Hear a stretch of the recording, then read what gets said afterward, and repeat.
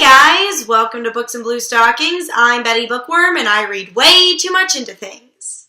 We are entering the month of April, or as I like to refer to it, Shakespeare Month. Here's a question I'm sure you don't get a lot. Who is your favorite Shakespeare character? Let me know in the comment section. I have two, Ophelia and Mercutio, and as much as I adore the Queen Mab loving comic relief, I wanted to take this month to focus on Ophelia. I really feel like she doesn't get the same love that, say, Juliet does. I mean, come on. I can name 3 different songs by 3 different artists all about Juliet, but does Ophelia get a song? Actually, she gets an entire album by Emilie. Emilie is an alternative musician and singer who, because of her use of synthesizers juxtaposed with violin and harpsichord, has coined her own music as Victorian industrial. She wrote an album called Opheliac. Opheliac is a term she came up with to describe a mad, self-destructive person. She has declared Ophelia to be the patron saint of Opheliacs and has also stated that the album is inspired by Ophelia's mad scene. The album was also inspired by Emilie Autumn's own mental illness, as well as her time in a mental hospital.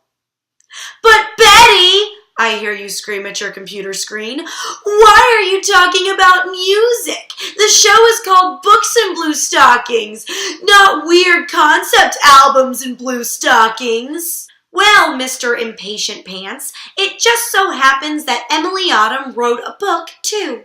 The book of the month for April is The Asylum for Wayward Victorian Girls by Emilie Autumn. The book is a semi-autobiographical, semi-historical fictional novel about patients in a mental hospital, also inspired by her own life experiences. We follow Emilie's story from the moment suicidal tendencies lead her to the hospital to her interactions with the hospital staff and other patients. Along the way, we read anecdotes about her life and struggles with mental illness, self-harm, and medication. We also get an alternate storyline that follows Emilie's alter ego, Emilie with a Y, as she survives her time in a Victorian insane asylum. And when the 2 stories converge, it blends fiction and nonfiction in a transgressive way that I absolutely love. The writing ranges from quirky and darkly humorous, a pox on crayons, they are a tease and a joke, to just plain dark. If you were a crazy chaser, where would you work? And to be honest, the writing gets sadly relatable sometimes. The worst thing about being bipolar or mentally ill in any way is that anytime you're legitimately sad, anytime you're truly angry, and with good and clear reason, you will be told that you are only feeling as you are because of your illness. I recommend this book for anyone who loves Emilie Autumn's music, as well as lovers of Victorian literature and lovers of Shakespeare. This book certainly gives an interesting perspective on mental illness. I'm going to go off script here for a second, if that's all right. One critique of this book that I have read online, and one that I have to admit I kind of share, is that it has a tendency to demonize the use of medication. And also kind of demonizes the mental health industry in general. And I have to admit, there's a lot of problems with how the mentally ill are treated in this country, and a lot of problems with just mental health, the way it's handled in this country. Probably the world too, but let's keep it home team right now. So I can't say that her grievances aren't warranted. However, I am worried that somebody reading this might think, oh, well, I'm never going to take medication for my illness, or I'm never going to go see a therapist, or or check myself into a place if I need help. That's not the message that I think you should take away from this book. As everyone on the internet says, take your meds, do it for Space Mom, meaning Carrie Fisher. I will say that medication can take many forms, in my personal opinion. For many people, it is a prescriptive medicine that you have to take. And that's okay. That is okay. You wouldn't take insulin away from a diabetic. You wouldn't take antidepressants away from someone who needs them. However, I am of the opinion that antidepressants don't work for everybody. And that kind of goes into why I do love this book, why it was necessary for me, and why it came into my life at a time when I needed it.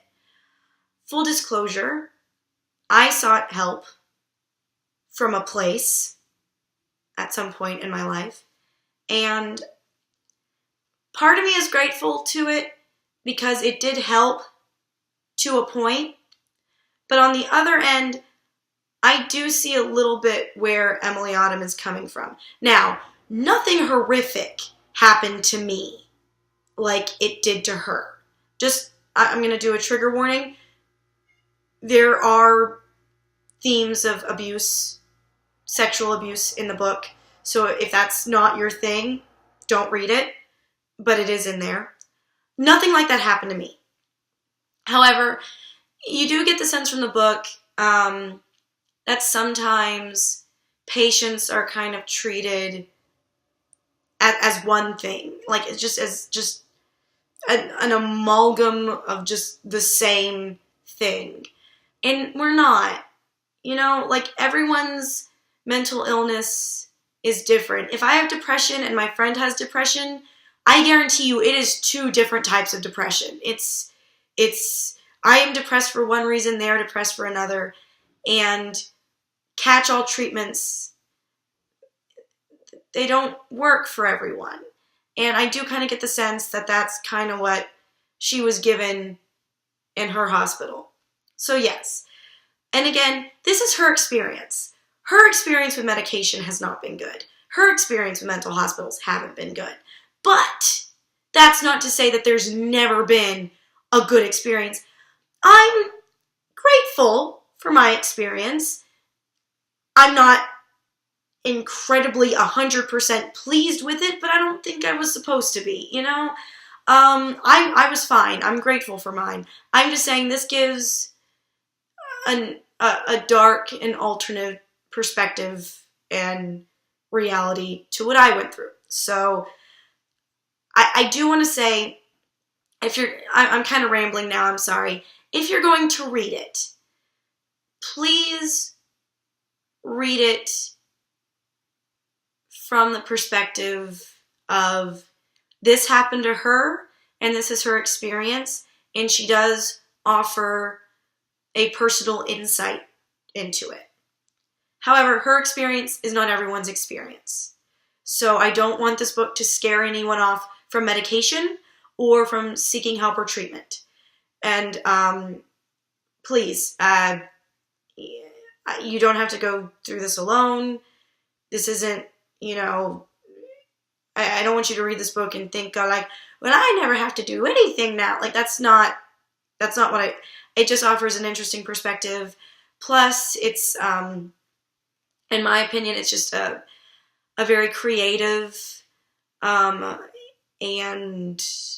it's just a very creative and personal story that I think a lot of people would benefit from reading. It has been called a little self-indulgent, and I can see why people think it's self-indulgent. But again, it's also her personal experience. So again, I'm sorry for rambling. This is why I script my things out. I didn't want to script this part out. I wanted it to be, real.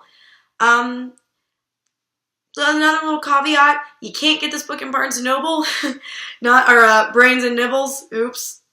Don't sue me! I believe you can find it on Amazon, or you can find it on Emilie Autumn's website.